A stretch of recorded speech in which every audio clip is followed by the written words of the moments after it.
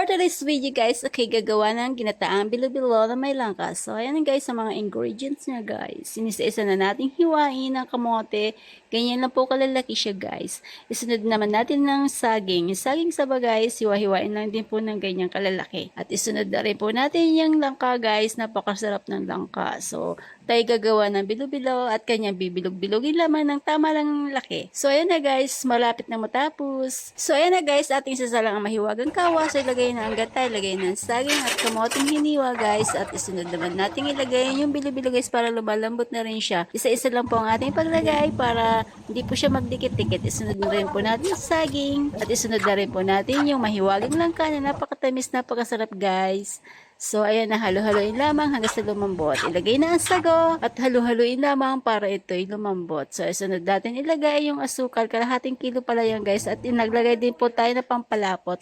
At isunod naman natin ilagay yung Alaska Evap guys. So, nilagyan natin ng iba pampadagdag din yung panlasa guys. Halo-haloin lamang po natin at ready na tayong kumain. Yung ginataan guys. Kaya tayo guys, ginataan.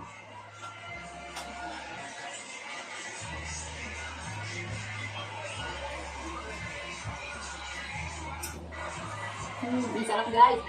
Buang na kapatid.